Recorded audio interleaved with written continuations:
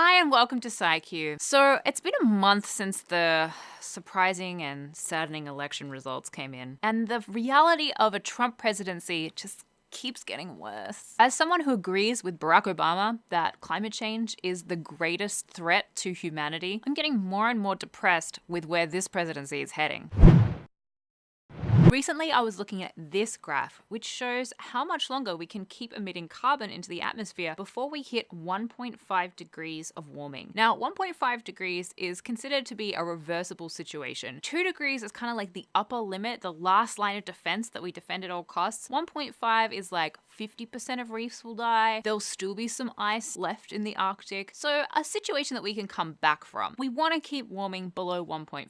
But if, according to this graph, we only have 5 years of carbon left if we keep emitting at the current rate. And given that Donald Trump has already indicated he's going to do nothing to fight climate change during his presidency, that leaves only 12 months, assuming he only serves one term, left to get the whole world down to zero emissions. This 4-year period was considered pretty much the last hope we have of mitigating climate change, and it was going to take some really strong international leadership. That's pretty much out the window after this election. Keeping climate change within acceptable limits is largely going to hinge on whether or not we can now convince President-elect Donald Trump to reduce carbon emissions during his term. But Trump has already openly displayed hostility towards the idea of any action on climate change, calling anthropomorphic climate change a hoax created by the Chinese and suggesting he would withdraw the United States from the Paris Climate Accord. And this is not just rhetoric. Trump has already appointed a climate skeptic, Myron Ebel, to lead the Environmental Protection Agency during his transition period. This shows that his hostility towards climate change is more than just rhetoric. So if the whole idea of climate change is soon to become politically toxic, how can we, as people who care about clean water and fresh air and,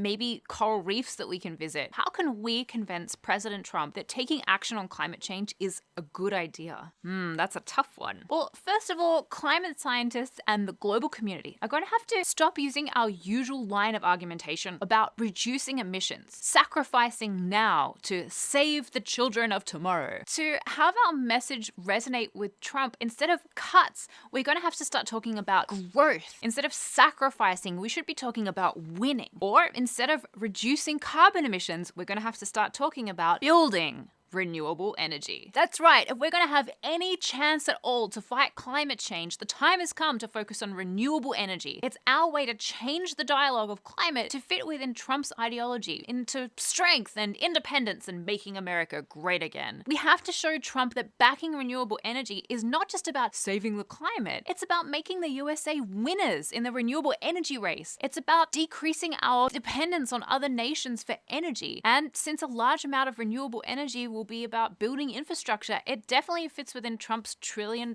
infrastructure plan. It's almost like investing in renewable energy was Trump's idea all along. A renewables-only approach to climate change is not an ideal scenario, but basically at this point, it's the only way we're going to make headway against climate change in Trump's America. If you care about climate change and you think we need to take action, do me this one favor, please. Write to your congressman and ask them, whether they're Democratic or Republican, ask them to invest in renewable energy. It doesn't matter if you have to talk about the way it will increase jobs, about how you're concerned about America's dependence on other nations for energy. Whatever you have to do, please write to your congressman and get them to invest and to value renewable energy. This is our one shot, guys, and it's kind of depressing if we don't make us work. I, for one, am not willing to waste 4 more years doing nothing on climate change. So let's do something together. Hi everyone, I'm Jade Lovell, resident science nerd on the Young Turks Network. You're watching SciQ and we know you don't want to miss an episode, so please click the subscribe button down below.